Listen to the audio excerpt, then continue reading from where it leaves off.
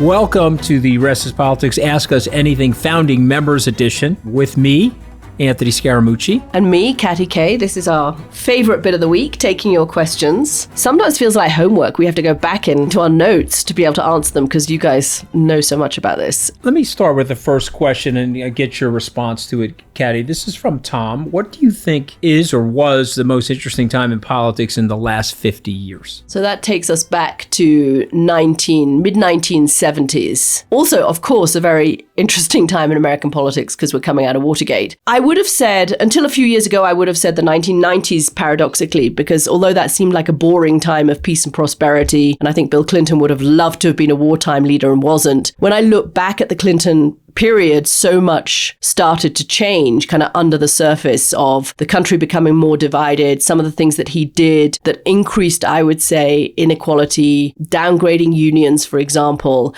I think that, and then of course the Lewinsky scandal on top of that, which kind of supercharged some of the culture wars. I think that was an interesting period, but I have to go with this one, Anthony. I mean, I've got to go with 2015 onwards from the moment Donald Trump came down that escalator, because this is the one that is really changing America and changing, as we've spoken about on the podcast this week, changing the rest of the world as well.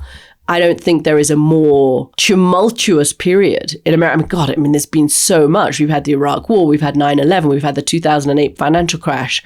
It's all been fascinating. It's all kind of why I've stayed in Washington. But there hasn't been a period that you would call genuinely potentially revolutionary. Now, look, this may all fall apart. Donald Trump may realize the stock market can't handle it. He goes back to the status quo. Normal life resumes. Elon Musk wanders off into the sunset. That's all possible. But just Donald Trump as a figure and the expression of populism and this idea that you bring people into government who have zero respect for the systems and norms and conventions of democracy and are just prepared to break things and stretch the system, put maximum pressure on the American democratic system. We haven't had that in the last 50 years. So I'm going to go with this one. Right now, guys, this week is the most interesting time in American politics in the last 50 years. What do you reckon? I'm going to agree with you, Katty. I'm just going to say two things quickly. 1989 for me was a big moment. Of course. That was the conclusion of the Cold War in my mind, and that led to the peace dividend that you were describing. But it also led to complacency by American leadership. We got into two very bad wars. It turned the country sour, and then we also mishandled some aspects of globalization, which weakened lower middle income living standards in the United States, which led to this populism. But I do agree with you. This is going to be a pivot point in history. We're at a fulcrum again. Do we get through the Donald Trump era and stay on the post-World War II course, or does he turn us into something that's a little bit more dystopian? We'll have to see what happens. All right, number two, Katty, I'm going to keep going with you if you don't mind. Two-party system. Brian K. American system, is it too corrupt and too binary with a two-party system? That's such a great question, Brian. There are clearly big problems in the American system of government at the moment. You've got a country of 350 million people and two political parties that can't possibly represent all of the different ideologies of the millions of American voters. And you're seeing both of those parties be pulled by not very big amounts of the American electorate further to the right and further to the left.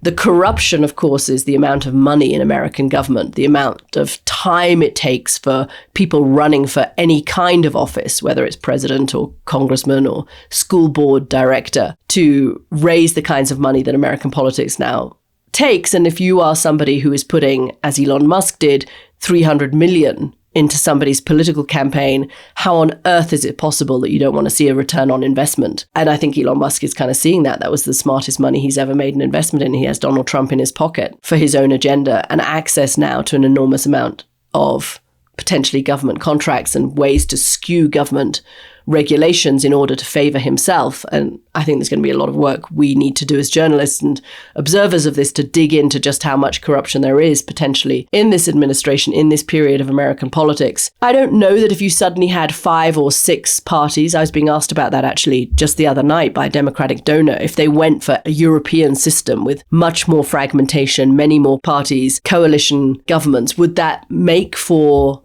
less corruption? It would probably make for less binary nature, I don't know if it would make for more efficiency. But I just don't see that happening because the system is so inculcated that everybody who's tried to run as a third-party candidate has realized that they spend millions of their own money. First of all, you have to have millions of your own money to do it because the systems are so entrenched to benefit those two political parties. This is from Julia. My question is about people being called corrupt by Trump, e.g. the judge who made the ruling about the deporting of the Venezuelan men. Surely these targets of Trump's lies have a case to prosecute him for slander. Do you think anyone will? Such an interesting way of looking at that, Julia. Obviously, the judge in this case has been the subject of a huge amount of aggression from Donald Trump, an unusual amount of name-calling specifically.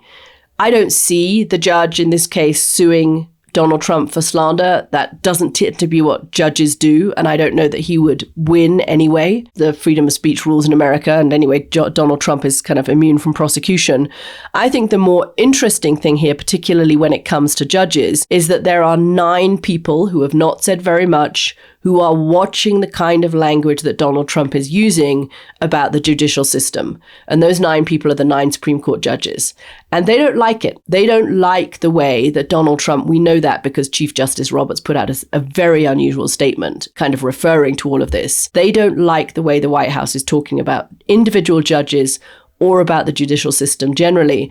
And if one of the cases comes before the Supreme Court, what is happening now will play into how those judges decide to rule. It just will. And they will, look at all of the evidence and they will make their ruling. So I would say that this isn't helping the White House.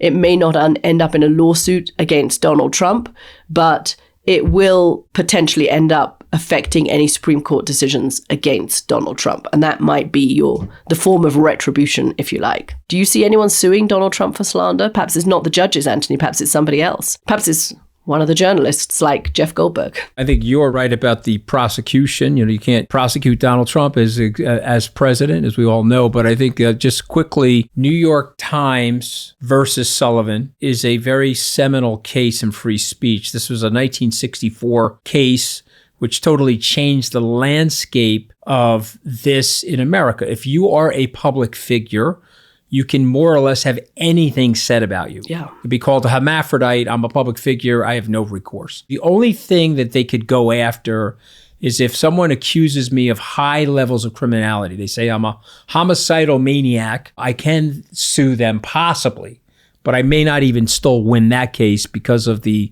level of my public figureness, if you will.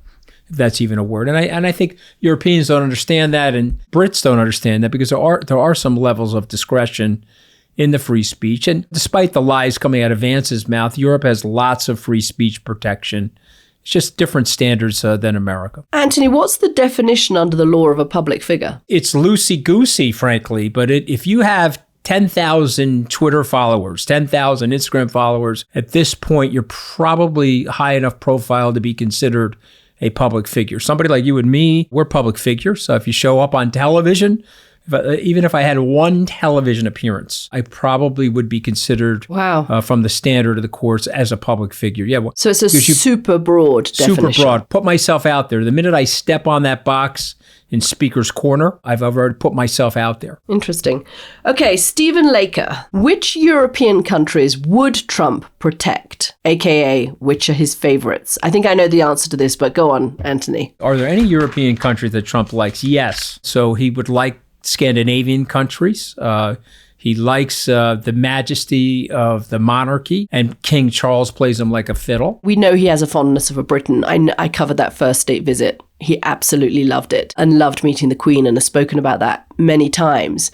But I wonder one thing in his relationships with Europe is whether it's really about the leader and not about the country. So he seems to get on with Giorgia Meloni. He likes her politics. He seems to like her. She went and visited him in Mar-a-Lago before he was inaugurated and got some pretty good political wins out of that. And I wonder to some extent whether, Trump is very personal, relationship driven. And if he gets on with a leader individually, is that almost as important to him as whether he likes the country itself? I think that's true. But you got to be careful. I believe this. too obsequious with Trump, you lose them. I think the way Carney's handling Trump is the best strategy. Sorry, guy, not going to talk to you unless you acknowledge the sovereign nature of Canada. And if you don't stop this bellicosity of rhetoric, I'm not going to deal with you. I think it's the best approach. Okay, a couple of quick ones. Rapid fire. I hate rapid fire, actually. You know, when you go on a panel and they say, okay, we're going to do the rapid fire. What's your prediction for 2026? How can you do that in rapid fire? Anyway, rapid fire, Anthony, having just said that. You have to forgive me. It's the head cold speaking. Today I'm all over the place. This is from Zing. Great name. That's what I need at the moment, a bit of Zing. Will Republicans self-implode, giving a chance for Bernie Sanders? Okay, rapid fire, no. Bernie Sanders is a Jurassic Park figure. He'll be in the Museum of Natural History before the Republicans implode. Okay, let's go to the next one. Jerome, is Trump a necessary instrument to change government, Gaddies? Good question. I think that's a great question, Jerome. And I would say there are some areas, and I think we're seeing it in European defense spending, where it would not have happened without Donald Trump. So internationally, he is doing some things to shake up the system that somebody more conventional would not have managed to do. I think the proof of this one is going to be in how much American government changes, how much is cut from the American budget, whether DOGE actually succeeds. And if it does, I think you would have to say that was because of Donald Trump. It's not the change that I want or the change that I need, but you're making a good point, Jerome. Okay, I'm going to do one more for you. Rapid fire. Alice, what happens if Poilievre wins the Canadian election? So I know that you are close to Mark Carney, but put your objective hat on. What happens if Poilievre wins? Let's just say this, okay? Nobody's helped Mark Carney more than Donald Trump. Conservatives were 20 points ahead. Now the polls are very narrow. If he were to win, I don't know what would happen. My gut is if he wins, Trump would probably lessen the rhetoric. Would he lessen the tariffs because of Poilievre? Because he's on the right? Maybe, yeah. I think if he won, because of the kumbaya nature that they're both on the same side of populism, he may cut him a break. Interesting. Carney, however, I think is better for the country because Carney understands that creating more interdependence in the provinces will strengthen the economy. And by the way, Caddy, they got $32 trillion they could pull from the ground right now, which means they probably have $60 or $70 trillion of natural resources in the country. And I would put my money on Carney being able to help that 40 million group of people become very, very rich over the next 25 years, with or without the United States. Yeah, you haven't won till you've won. The polls are close. We'll be watching that election. I just still think we have to do a trip to Canada. I love Canada. If it becomes the 51st state, we won't even have to use our passport to get there. So that's a plus, I guess. What a blue country America would be, though, right? Totally. And why 54 states? There's how many provinces in Canada? Yes, you're right. Yeah, so they could all join as separate states. That's a good point. Yeah, exactly. Why 54 states? Yeah. I mean 51 states. Anyway. Okay, thank you, everybody. It's great to be with you. Hope you feel better. Thank you so much. And we will see everyone for our live stream on Tuesday this week, not on Monday. Set your alarms, 8 p.m. UK time, 3 p.m. Eastern. Join us for that. It's super fun, and we will take your questions in real time. Thanks, everybody. Thank you, guys.